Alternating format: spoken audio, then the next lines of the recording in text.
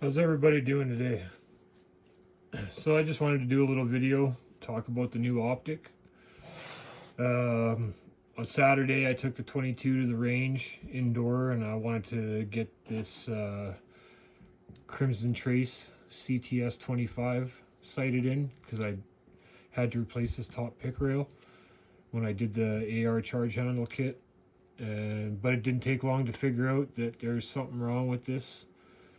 It powers up, brightness levels all work and everything, but the windage and elevation won't adjust at all. The dials themselves move, but the actual sight picture won't move or adjust. So something's up with this. I got it with the 22 because I bought the 22 used. So, and it is just a cheapy $100 red dot.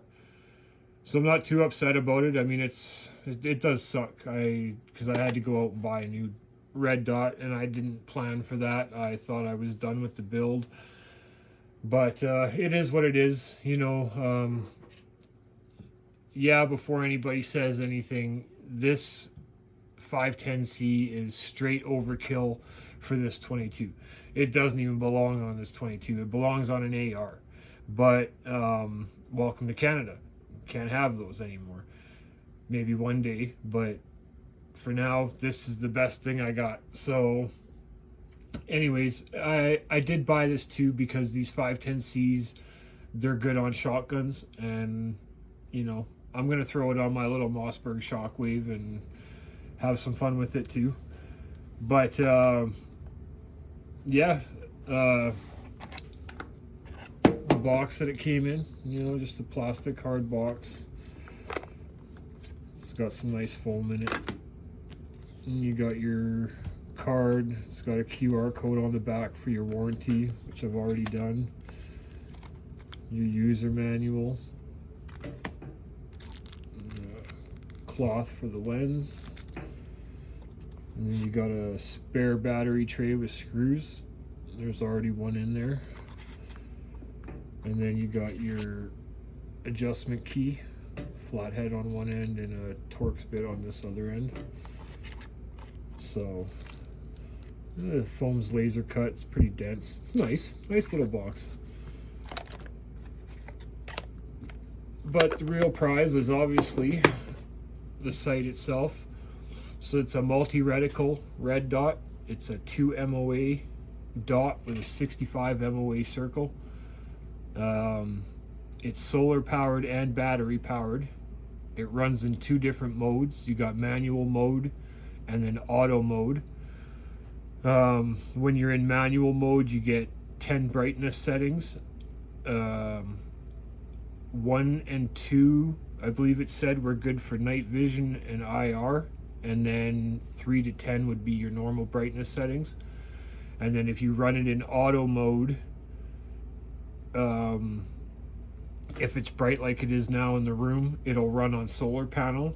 And if it's running in solar mode, you'll only get a high brightness and a low brightness, just 2 settings. But if you walk into a dark room and it switches over to the battery, then you'll get, I believe, 8 brightness settings.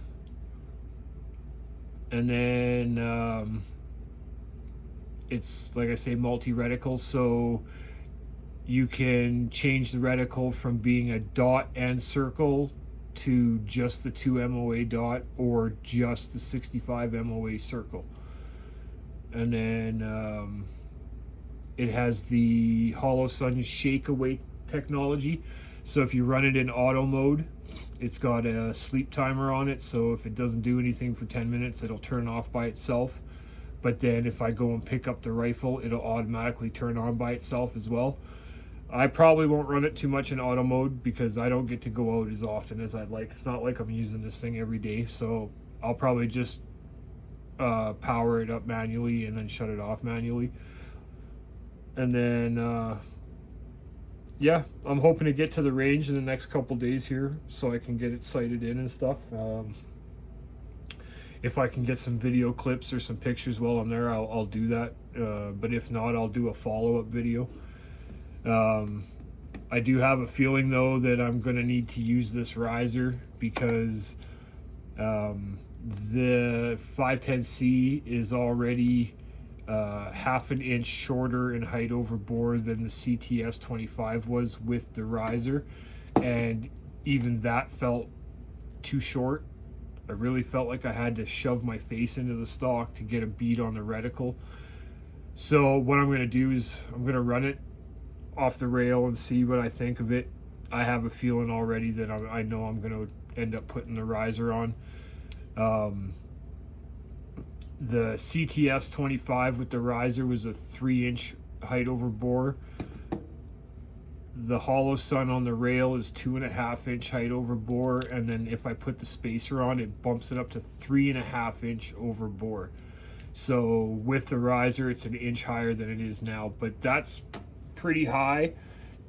It even looks kind of funky because the 22 is not very big, right? So throw that up there, throw that there, right? So it's pretty tall. I mean, that might work out pretty good too, but that all has to get taken into account when you're zeroing it out. So I'm probably just going to zero it out for whatever the range is, 20 yards, 25 yards, I think the indoor range is. I mean, I could probably roughly zero it out for 50 yards, but we'll see what happens when I get there. Like I say, if I can, I'll do some clips, video clips or pictures while I'm there. If not, I'll do a follow-up video for you guys. But yeah, hope everybody's enjoying the holidays, and be safe out there. Appreciate you guys stopping by and watching the videos. If you haven't already, and if you don't mind, hit that subscribe button and like this video. It helps me get noticed on YouTube here. I'd really appreciate that. It helps me out. And yeah, stay tuned, and I will get another video up as soon as I can. All right, guys. Talk later.